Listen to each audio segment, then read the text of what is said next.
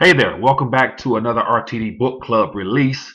Excited to bring to you Why is the Dollar Shrinking by Irving Fisher. Just finished putting this book together and I wanted to share it with you. It's about 111 pages long. I retyped it up and put it in a better format for you guys to read and hopefully learn something from. And just to give you an idea as to who Irving Fisher was, he was rather, a 20th century economists that kind of went against the status quo prior to the 29 Wall Street crash. He was one of the guys who kind of Brent mentioned it was more of a debt deflation, which kind of led to the Great Depression, which didn't go with the mainstream story. And also, he was a guy who wasn't for fractional reserve banking. He was a guy who was, going for full reserve banking, which meant that, no paper, no gold, no gold, no paper.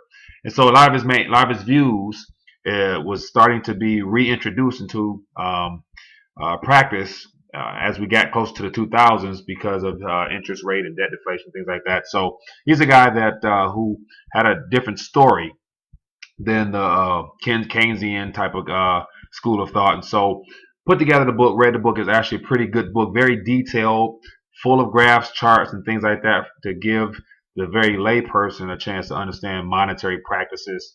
And so just to get into it just a little bit, there's a couple of things I highlighted that I wanted to share. And so, as I mentioned, 111 pages long, and I tried to format it best I could. Kept a couple errors in there just to keep it as original as possible, but yet great reading overall. And mind you, this book was written in 1914, so it's 102 years old as of today. So it's a great historical piece that gives you a inside perspective to what the idea of money was during that time frame, right around the time of the introduction of the Federal Reserve Bank. So he didn't have a corrupted viewpoint as far as a central banking mechanism, because prior to putting this together, there was no central bank per se. So he speaks heavily about gold and just his perspective being that was the mind frame of that time.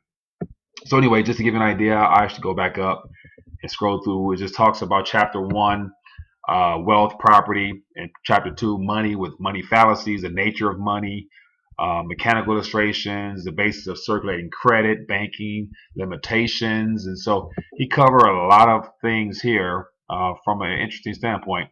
And a couple of things I wanted to highlight, or I did highlight rather, just to read off, and you can definitely click it, link below and read it yourself. But it said, if money can make the world rich, we should not need to wait for gold discoveries. We can make paper money. This is, in fact, has often been tried. The French people once thought that they were going to get rich by having the government print unlimited quantities of paper money. Austria, Italy, Argentina, Japan, as well as many other countries, including the American colonies and the United States, have tried the same experiment with the same results. No real increase in wealth, but simply an increase in the amount of money to be exchanged for wealth. And so as you notice here, it says, but simply an increase in the amount of money to be exchanged for wealth. And so that goes back into the idea of one of his chapters here.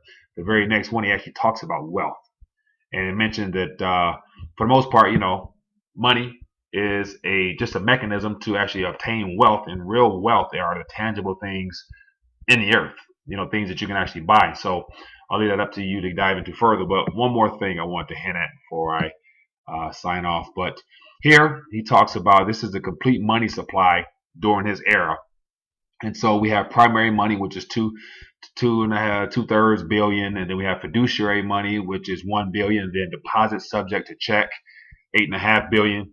And just one thing here, it says banknotes, government notes, and other forms of paper money are still more striking examples of fiduciary money, being practically worthless as paper, but having a high value as money, owing to the confidence that they can be exchanged for gold at the banks or the government's treasury. So just his, how he processed things then during a different era of monetary practices. But, primary money, of course, he's referring to subsidiary coins, gold is silver, minor, silver certificates, silver dollars, fractional silver, things like that. And fiduciary money was the notes and paper and things like that, all the claims, and then the deposits were just, the banking things held on deposit there. So anyway, I wanted to share this. Definitely a great book. It's free for you. I ask that you read it, and definitely I put all this information together to have some resources to be able to share with people. So I hope you guys can give me a thumbs up and then share this video, or download the book and just email it to a friend or something like that.